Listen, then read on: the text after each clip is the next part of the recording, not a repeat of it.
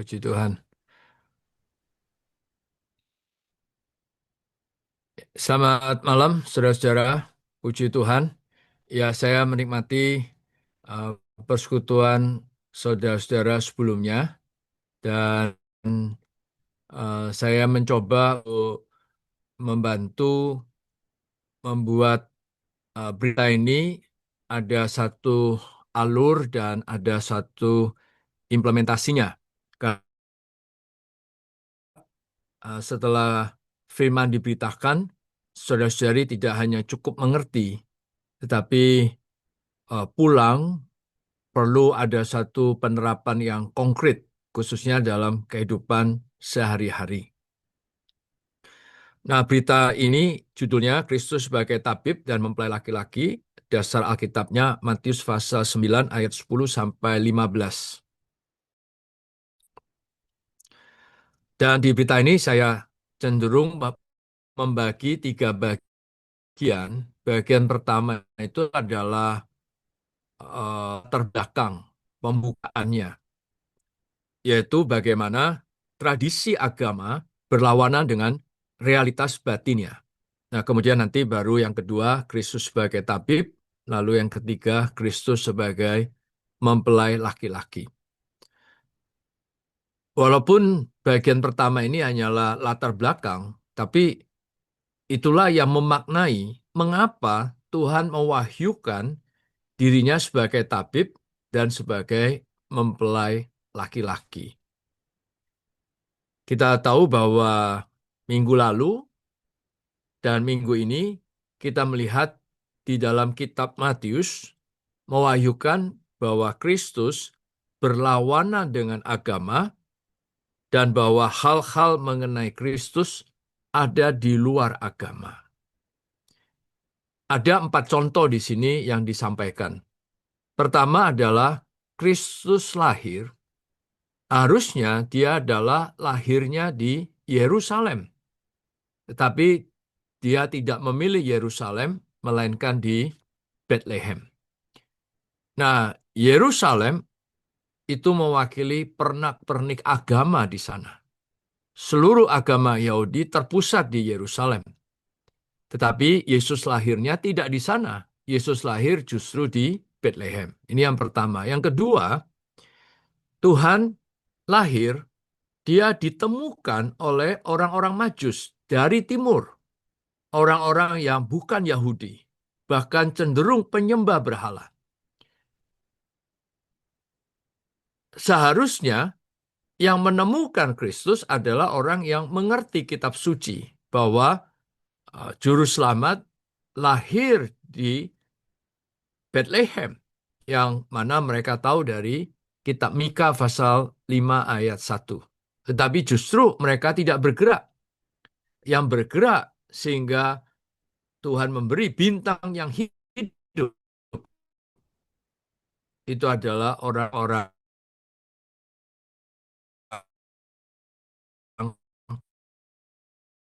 Majus dari timur. Perkenalkan di bait Allah. Tetapi Tuhan diperkenalkan oleh Yohanes Pembaptis di padang gurun. Ini betul-betul kontra dengan agama. Dan yang terakhir, di awal ministry Tuhan, Tuhan tidak diikuti oleh ahli-ahli Taurat, oleh orang-orang Farisi yang cenderung aktivis-aktivis agama atau agamawan.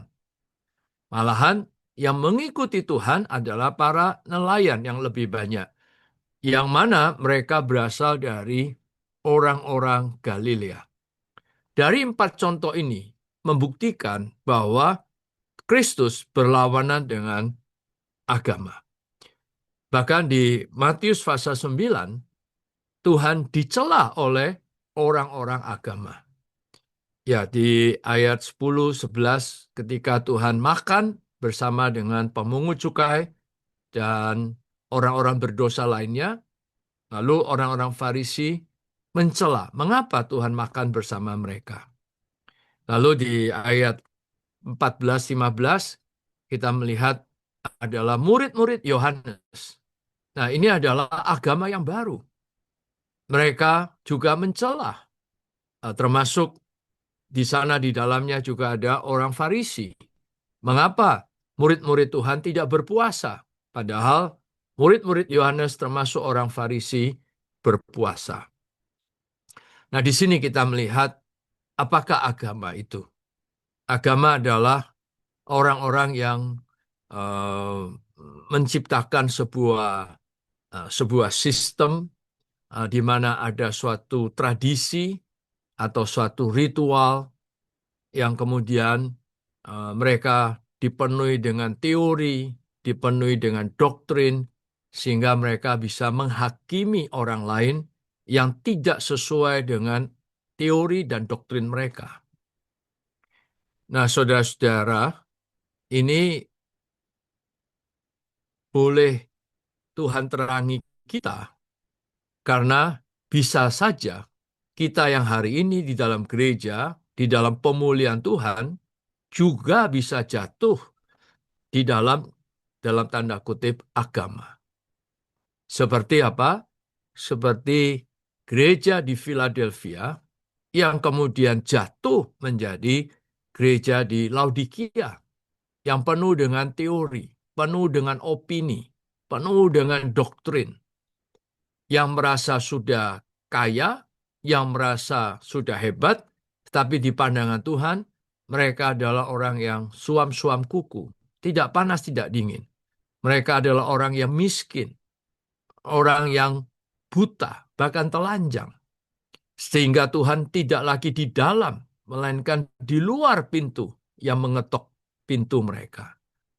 Hari ini kita perlu diperingatkan melalui persekutuan firman Tuhan ini. Kadang dalam hidup gereja, kita mudah jatuh ke dalam rutinitas. Kita datang ke dalam sidang pemecahan roti, bagus dan baik. Lebih baik datang daripada tidak datang. Tapi begitu kita datang ke dalam pemecahan roti, kita hanya ada di dalam rutinitas. Tetapi di dalam sidang itu pun belum tentu kita menikmati hadirat Allah. Belum tentu kita mendapatkan Kristus yang hidup. Nah, maka untuk orang-orang di dalam agama ini, Tuhan mewahyukan dirinya sebagai tabib. Artinya, di pandangan Tuhan, mereka yang merasa hebat, mereka yang bisa menghakimi orang lain, itu di pandangan Tuhan adalah orang yang sakit. Orang yang sakit, yang memerlukan penyembuhan. Nah, kalau kita mundur sedikit di Matius pasal 8, pasal 9, ternyata ada 7 jenis yang Tuhan kontaki, yang Tuhan sembuhkan. Pertama adalah orang sakit kusta. Ini berkaitan dengan penyakit pemberontakan. Yang kedua adalah orang lumpuh, orang yang tidak punya kekuatan. Yang ketiga adalah orang demam. Ini adalah mewakili orang-orang yang bergairah, tapi bukan untuk Allah, melainkan untuk yang lain selain Allah. Kemudian yang keempat adalah mereka yang dirasuk oleh setan. Nah, kita tahu bahwa sampai hari ini, ketika kita masih mengenakan daging, daging ini adalah meeting hall-nya, ego, dunia, daging, dan termasuk setan. Kemudian yang kelima adalah berbagai macam penyakit. Ya, tentu di sini bukan hanya penyakit secara fisik, terutama penyakit jiwani dan penyakit rohani. Tentu kita sebutnya bukan penyakit jiwa, lebih baik tepatnya itu penyakit jiwani. Ya. Nah, kemudian yang keenam adalah para pemungut cukai. Ya, orang-orang yang dianggap berdosa. Nah, kemudian yang ketujuh adalah orang-orang yang berdosa, yang dianggap oleh orang-orang Farisi ini, orang-orang yang najis, orang-orang yang kotor. Nah, Tuhan berhadapan dengan mereka. Tuhan menyembuhkan mereka sebagai tabib. Maka kita perlu ada di dalam terang Tuhan. Kita membutuhkan penyembuhan Tuhan. Apabila kita sudah masuk ke dalam rutinitas, Kita sudah masuk ke dalam banyak pengetahuan teori sehingga mudah untuk kita mencela orang lain, menghakimi orang lain. Ingat, Tuhan berkata, "Aku datang bukan untuk orang benar, melainkan untuk orang-orang yang sakit." Karena orang benar tidak memerlukan dokter, tidak memerlukan tabib, tapi orang yang sakit yang memerlukan tabib. Semoga di dalam terang Tuhan kita tahu bahwa kita memerlukan penyembuhan Tuhan, bahkan dari hari ke hari. Kita perlu sadar ketika hubungan kita dengan Tuhan, hubungan kita sudah tidak manis lagi, kita sudah merasa bosan, kita sudah merasa jenuh akan Tuhan, akan firman Tuhan, itu berarti kita sedang sakit rohani. Terhadap dunia, kita sangat tertarik dengan berita-berita mengenai peperangan yang sedang hot saat ini, yang juga membuat banyak khawatir orang. Mungkin kita lebih banyak mengeluarkan waktu scrolling di handphone kita. Tetapi kita tidak banyak waktu berdoa, tidak banyak waktu membaca Alkitab. Kita datang bersidang, yes, tapi di dalam sidang kita nggak jamah Tuhan. Kita nggak ada merasa hadirat Tuhan. Saudara-saudara, ini berarti kita sedang sakit. Kita perlu penyembuhan Tuhan. Apalagi banyak orang hari ini ada di dalam kondisi penyakit moral, penyakit mentalitas, ketakutan, kecemasan, kemudian moral yang bobrok, moral yang menurun. Oh, untuk itulah kita perlu disembuhkan oleh Kristus Sang Tabib ini. Nah, maka di zaman ini, Tuhan memprioritaskan menyembuhkan penyakit rohani dan penyakit jiwani. Bagaimana dengan tubuh? Tubuh ini belum menjadi prioritas Tuhan di zaman ini. Walaupun tidak sedikit anak-anak Tuhan juga disembuhkan dari penyakit tubuh. Tetapi bukan menjadi prioritas utama. Contohnya, ketika Paulus di dalam ministrinya, ada dua orang terdekatnya yang sakit. Pertama adalah Trofimus, kemudian kedua adalah Timotius. Tetapi Paulus tidak melakukan karunia penyembuhannya. Padahal kita tahu, pernah sejangka waktu, orang memakai sapu tangan Rasul Paulus untuk menyembuhkan orang. Mengapa Paulus tidak memakai sapu tangannya untuk menyembuhkan Trofimus dan Timotius? Ini karena Paulus dan sekerjanya sadar bahwa mereka perlu ada di bawah pendisiplinan hayat ilahi dan bukan berada di bawah kuasa karunia lahiriah.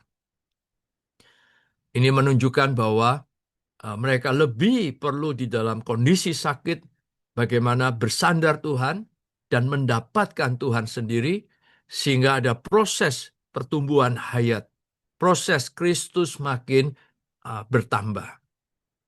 Nah, lalu kapan Tuhan membereskan penyakit tubuh ini sampai tuntas? Yaitu di kerajaan yang akan datang, yaitu di zaman yang akan datang.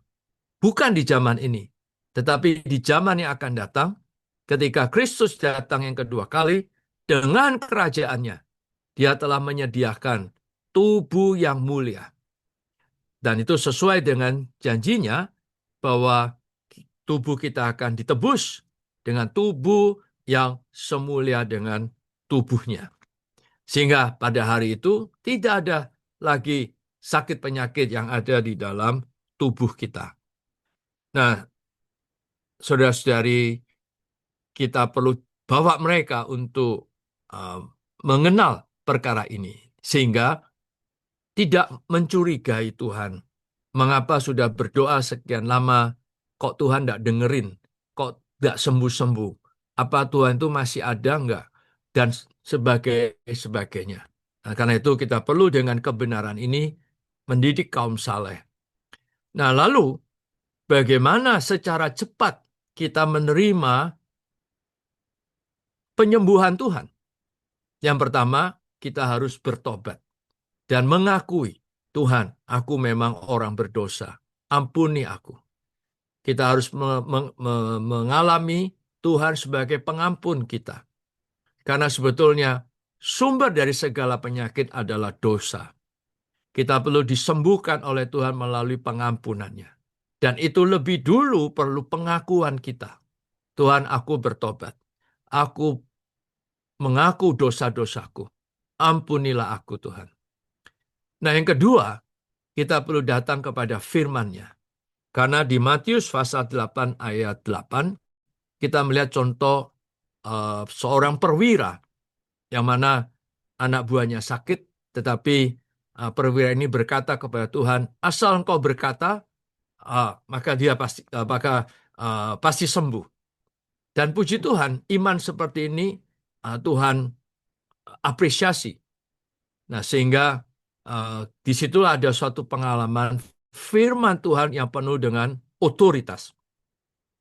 Karena itu kita perlu datang kepada firman Tuhan, firman yang hidup, firman yang penuh dengan otoritas hayat, yang bisa menyembuhkan penyakit, yang bisa memindahkan kita dari maut kepada hidup, kepada hayat. Nah, karena itu kita perlu dorong lagi kaum saleh, saudara-saudari, untuk setiap hari datang kepada firman Tuhan.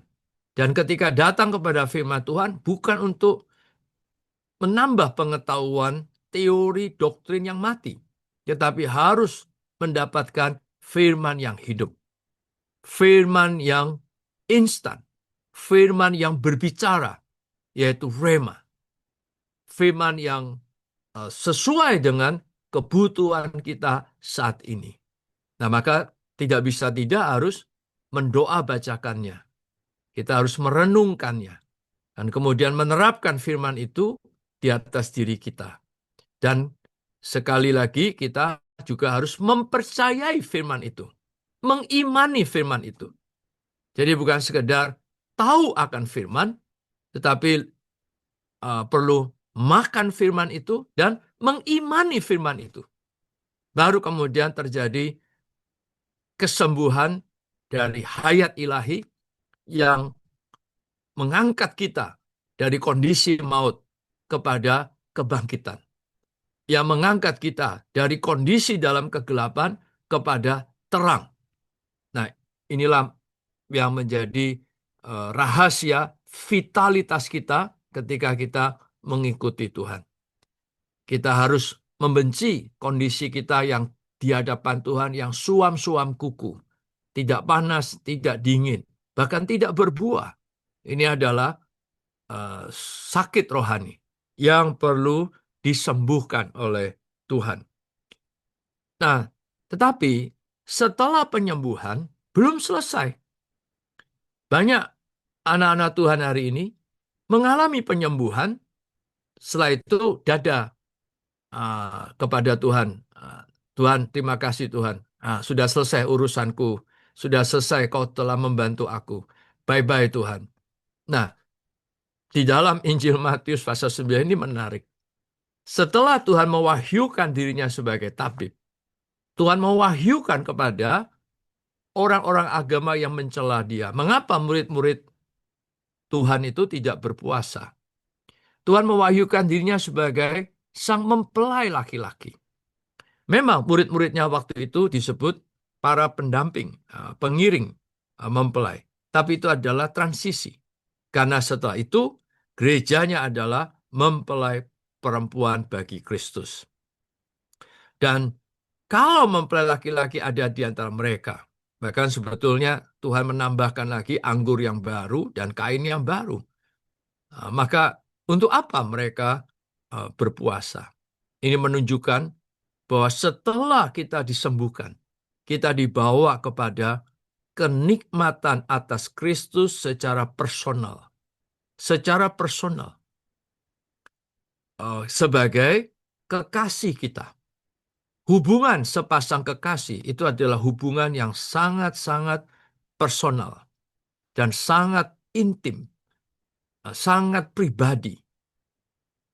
Maka disembuhkan bukan untuk disembuhkan.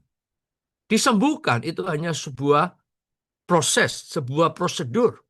Tapi tujuan disembuhkan adalah supaya kita menikmati kesatuan dengan Tuhan di dalam hadiratnya yang hidup, sehingga kita mendapatkan Kristus sebagai mempelai laki-laki, persona yang menyenangkan bagi kenikmatan kita. Nah, sehingga kita menjadi esa dengan Dia. Maka ketika kita esa dengan Dia, keperluannya menjadi keperluan kita. Kesukaan hatinya menjadi kesukaan kita. Itulah sepasang kekasih yang sudah menjadi satu. Nah, hari ini memang Kristus sebagai mempelai laki-laki belum secara nyata menjemput kita sebagai mempelai perempuan. Maka di zaman ini kita sedang dipersiapkan sebagai mempelai perempuannya. Nah, untuk ini maka kita perlu memiliki hati yang mengasihi Tuhan. Mengasihi dengan segenap hati,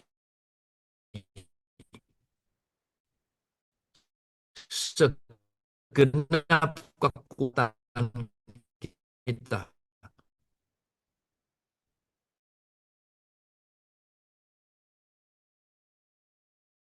segenap jiwa kita. Amri kasih Tuhan gereja yang pertama, karena dengan sengaja membuang kasih yang semula, yaitu kasih yang terbaik. Kasih yang semula ini adalah the first love, yang sesungguhnya adalah the best love. Itulah gereja di Efesus. Mereka sangat sibuk dengan pelayanan mereka. Mereka juga betul-betul hebat di dalam teori, di dalam pengetahuan, sehingga mereka juga bisa membedakan mana nabi yang asli, mana nabi yang palsu. Mereka bergairah di dalam kehidupan kerohanian, di dalam aktivitas-aktivitas rohani. Tapi akhirnya menjadi agama.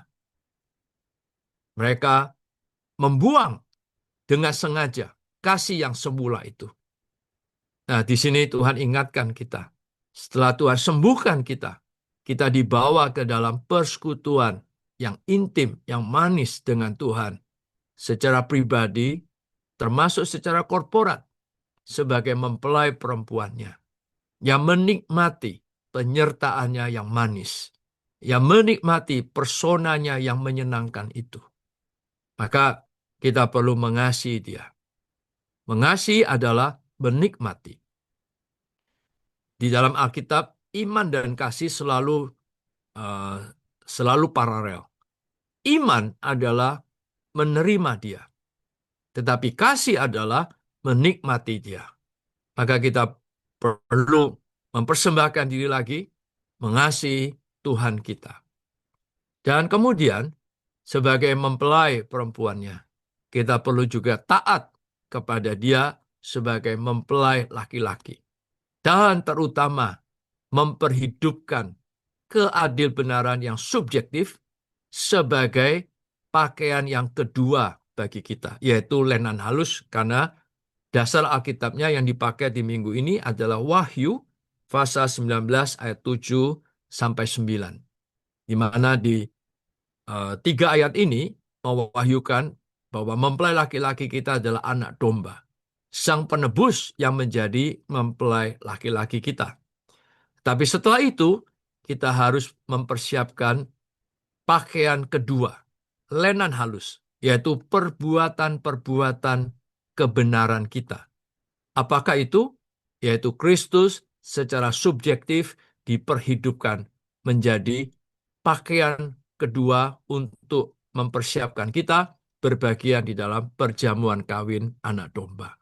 Nah, karena itu di hari-hari ke depan kita mendorong kaum saleh untuk menikmati Kristus, menikmati firman-Nya, menikmati penyertaannya, hadiratnya yang manis itu dengan mengasihi Dia, dan sampai kita dipenuhi oleh Dia, dijernih oleh Dia hingga menjadi ekspresi kita dalam kehidupan sehari-hari, di dalam pekerjaan kita, di dalam pelayanan kita, sehingga kita boleh menjadi bintang-bintang yang bercahaya. Nah, bintang-bintang yang bercahaya ini adalah sebetulnya Kristus yang kita kenakan bukan hanya sebagai jubah keadil-benaran yang objektif, tetapi terlebih menjadi pakaian yang kedua, keadil-benaran yang subjektif yang kita perhidupkan dari sehari ke sehari. Nah, dengan demikian kita dilepaskan dari sebuah sistem agama, dilepaskan dari rutinitas, sehingga setiap hari kita dengan Tuhan, Tuhan dengan kita memiliki hubungan yang penuh dengan hayat, penuh dengan vitalitas. Nah, sehingga demikian kita boleh makin bertumbuh dan Tuhan juga boleh melalui kita akhirnya dapat merampungkan kehendak hatinya. Ya, demikian saudara-saudara, semoga sharing saya ini memperkuat dan membantu saudara-saudara untuk mempersiapkan sehingga besok semoga firman Tuhan yang disampaikan penuh dengan urapan Tuhan. Amin.